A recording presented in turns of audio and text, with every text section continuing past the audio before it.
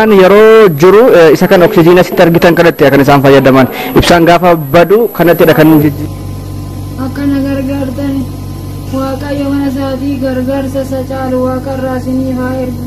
Abjuun koo raawwate milkiin koo siin tole dhahaan darbatames nan kaasne mogolee.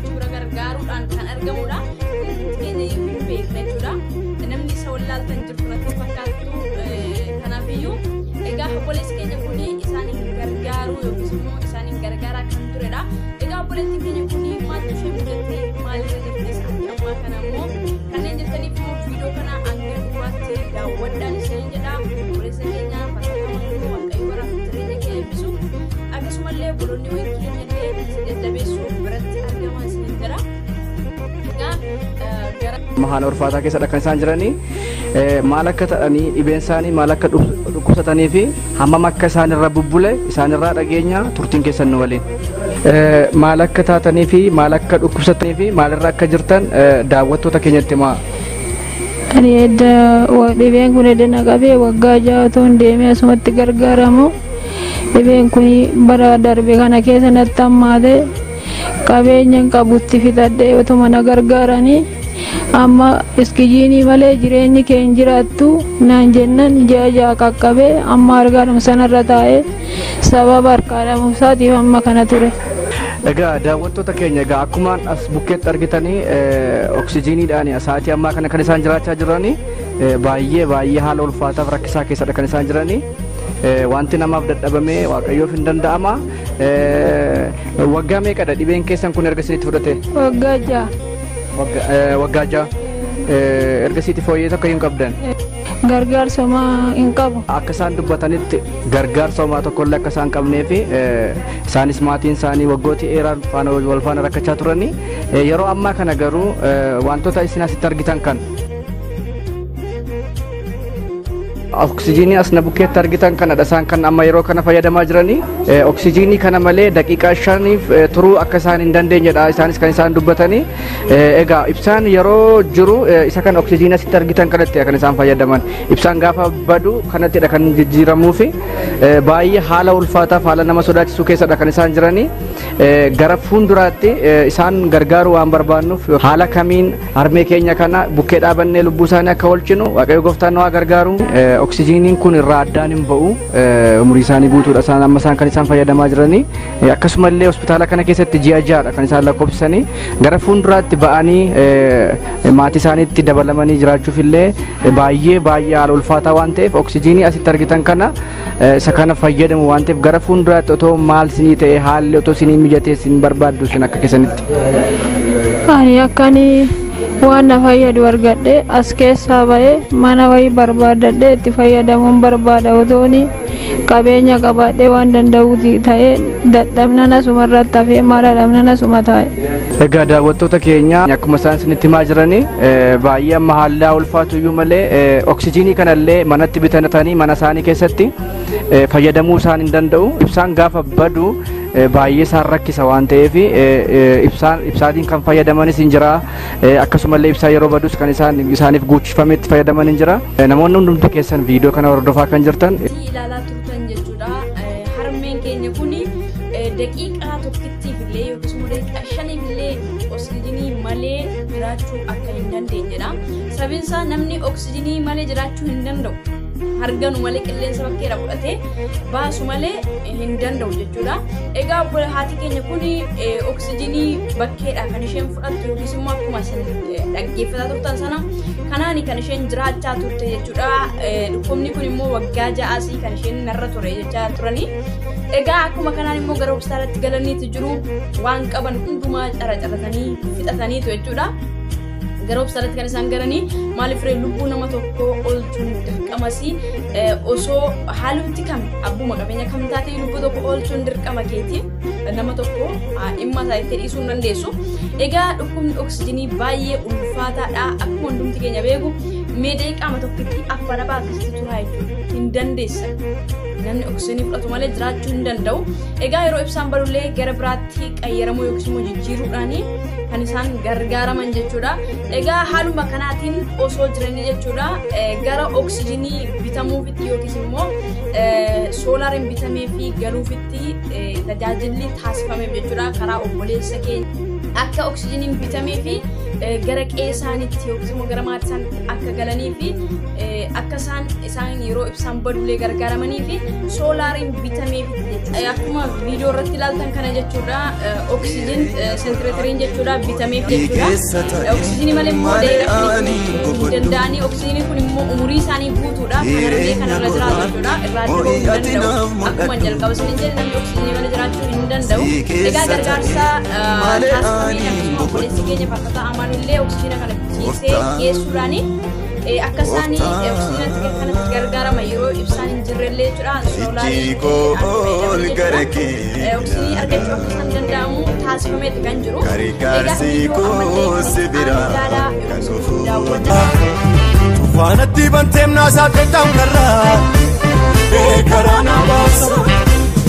Hayyee nagaan saniif haa ta'u akkam jirtu nagaa keessanii an obboleessa keessan faarfataa Amaanuel Gaaddisaadha. Yeroo muraasaan dura viidiyoo haadha keenya aadde Boggaalee Sirneessa hospitaala Riiferaara Amboo keessatti yaalamaa akka isaan jiranii fi oksijiin konsentireetariidhaan akka isaan fayyadaman poostii goonee turre. Waaqayyo nu gargaaree amma oksijiin konsentireetariin kun bitameeti kan inni jiru akkasumas siliindarii asitti argatan kun hundumti isaa lamaansaa haalli mijatee fi hospitaala sana keessaa ba'anii amma manni kireeffamee fi bakkeedha amma isaan kan isaan jiranii akkasumas abbaa warraa isaanii obbo Taaddasaa Itichaa as Nabukeetti namoota argamanii akkasumas mucaan isaanis Nabukeetti argamu. Kanaaf amma waaqayyo nu gargaaree oksijiin konsentireetarii asitti argattan abbaa siliindarii lama oksijiin konsentireetariin kun kan bitame umurii guutuudha jechuudha kan isaan amma isaanitti fayyadamanii.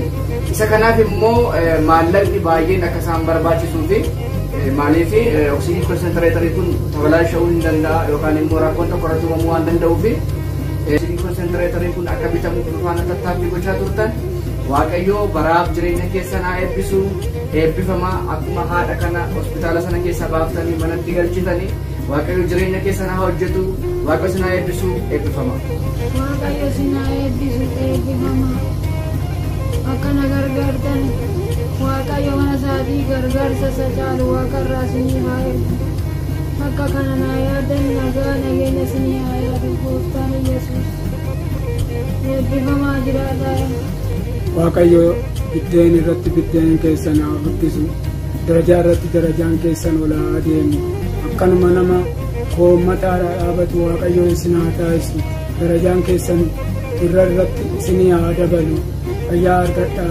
Waaqayyo isinii dhibin dhibeetu nu rakkisee ala keenyarraa mana keenyarraa daa'ima keenyarraa nu qoodee as jirra gargaarsa mootummaatiif gargaarsa keessanii lubbuun keenya yoona haara warraa bookanaas loona na qaqqabe Waaqayyo biddeen keessan haa guddisu biddeen irratti biddeen keessan haa guddatu darajaa irratti darajaan keessan ol haa deemu dhiqqanyaan keessan isin haa dadhabu halkanitti guyyaatti isin haatis doonan keessatti Waaqayyotti isin haa. Oksijiin konsentireetariin kun immoo umurii isaanii guutuudha kan isaan itti fayyadaman. Kanaaf maallaqni waan isaan barbaachisuu fi namni egaa haaluma tokkodha kan inni nama gargaaru. Fedha Waaqayyoo yoo ta'e immoo Waaqayyo immoo isaan fayyisa. Waaqayyo waan dadhabeeru tokko hin qabu. Egaa viidiyoo irratti akkuma daawwachaa turtan jechuudha harmeen keenya kun mana hospitaala keessa ba'anii manatti galaniitti kan isaan jiranii. Egaa akkuma gargaarsa taasifameen karaa faarfataa obboleessa keenya Amaanuel jechuudha Waaqayyo baraaf jireenya isaa haa eebbisu ammallee sumarraan hin jedha. Karaa isaatiin gargaarsa taasifamee fi obboleewwan keenya bira dhaabbattanii harmeen keenya kun akka achi keessaa baatuu fi taasifameeti kan inni jiru. Egaa harmeen keenya kunis akkuma dubbachaa turtan jechuudha akkuma isaan dubbataa turanii eebbisaa akkasumallee abbaan keenyallee jechuudha akkaawuntiilee beeksifamaati kan inni ture yeroo sana keessatti jechuudha maaliif manni kiraallee akkatti dabaluu danda'u haa ta'u iyyuu malee harmeen keenya kun soolaaris bitamee fi gara baadiyyaatti kan isaan imalanii galanii soolaariin aduurraatti kan inni chaarjeffamu haa ta'u iyyuu malee harmeen keenya kun sa'aatii ammaa kanatti yookiis immoo amma addunyaa kanarraa lubbuun isaanii darbeeti kan inni jiru akkuma jalqaba jennee namni oksijiinii malee jiraachuu danda'u. Sababni isaas immoo sababa haala qilleensarra kan ka'e soolaariin akkuma beekamu humna aduurraatti kan inni ifaa dabalatu jechuudha. Sababa qilleensaatiin wal makee jechuudha gara magaalaatti yookiis immoo hospitaalatti geessaa osoo jiranii rakkoon kun mudatee oksijiinii dhabuudhaani harmeen keenya kun addunyaa kanarraa lubbuun isaanii darbeeti.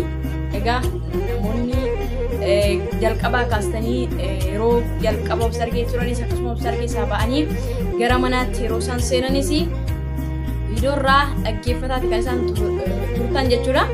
Egaa lubbuun harmee keenya kana waaqayyoo boqonnaa isaaniif haa kennu saba hanqinaa irraa kan ka'e soolaarii irratti rakkoon mudate gara magaalaatti osoo deemsisaa jiran yookiis immoo hospitaalatti deebisuudhaaf osoo jiranii harmeen keenya kun lubbuun isaanii darbee jechuudha. Maaliif namni oksijiinii malee daqiiqaa 5 jiraachuu hin danda'u. Egaa oksijiinii dhabuurraa kan ka'e addaan cite harmeen keenya kun lubbuun isaanii darbee jechuudha. Egaa sagalee as keessa isiniif galchachuudha. Sagalee sana dhaggeeffatu. Magaalaa itti bu'iinsi baadiyyaa isaa keessadha jechuudha. Osoo hospitaala deemaniiti kan isaan baddalaman jechuudha. Oksijiinii harkatti dhume moo? Harkatti dhume bakka inni harkatti dhumeeti dura soolaarii fayyadamu ture dhukkube intini soolaariin sun rakkoo godhate oksijiiniin sun rakkoo godhateeti harkatti dhume bakka lubbuun isaanii darbe jechuudha. Natti bee mucaan egaa akkaataa akkanaatti nattaase inni mucaan mucaasheetu nattaase kaleessa nattaase already silaa yeroo qilleensa turtii daqiiqa 5 turuu hin dandeessu beektaa isheen qilleensarraa. Qilleensa malee jechuudha.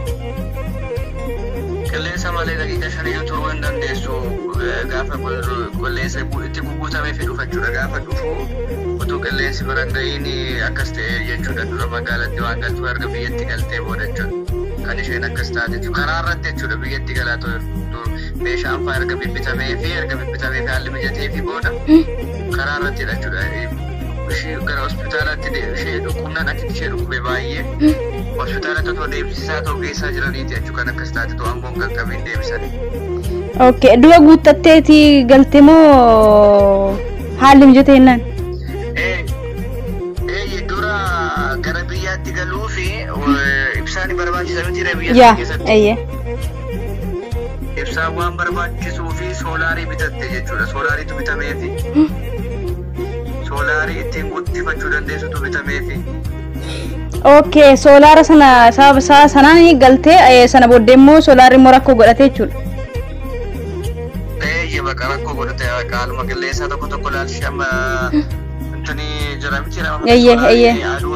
Egaa akkuma sagalee dhaggeeffataa turtan jechuudha harmeen keenya kun lubbuun isaanii darbeeti sana yaadatu akkasuma maatii fi namoota gargaarsaan bukkee dhaabbataa turtan hunduma keessaniif immoo jajjabina hanga addunyaa kanarra jirutti jechuudha waan gaarii gochuu akkasumallee warroota dadhaban ol kaasu dabalataan immoo jechuudha waan haaraa ta'e waan dhaloota bu'aabuuf akkasumallee borillee waan gaabbii hin qabne nama hojjetu waaqayyoon haa taasisu asumarraanii obboleessa keenya faarfataa Amaanu'eel ammallee dabalee waaqayyoo baraa fi jireenya kee haa eebbisu asirratti dabalee immoo waan isiniin jechuu barbaadu namoota dadhaban karaarraa ol kaasan bukkee cina dhaabbadha sababiin isaayyuu isaan keessa namummaa isaaniitti namummaan waan itti dhagaamee fi waan qabanirraa akkasumas hanga hunda isaanii deemanii dhaloota karaarraa kan isaan kaasanirra jechuudha malee yookiis nuun ol ta'anis miti jechuudha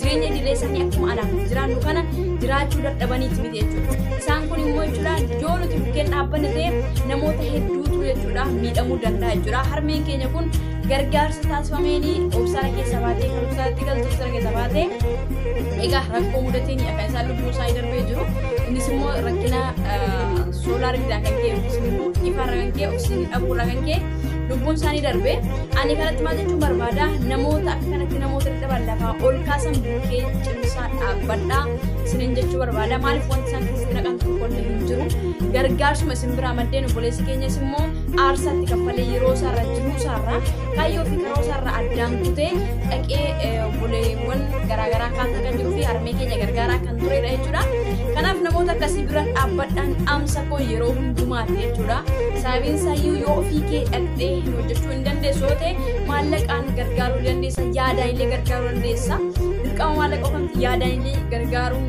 akkasuma wantoota hanqinoota ta'e ittimuun akkuma immoo yoo dandeessan maallaqaan illee gargaaruu irra caalaa isaa jechuudha. Uffata 2-3 maallaqa 5 qabda yoo ta'e 2-3 immoo nama rakkataaf yoo laatte gatiin keellee guddaadha bor waaqa biratti jechuudha.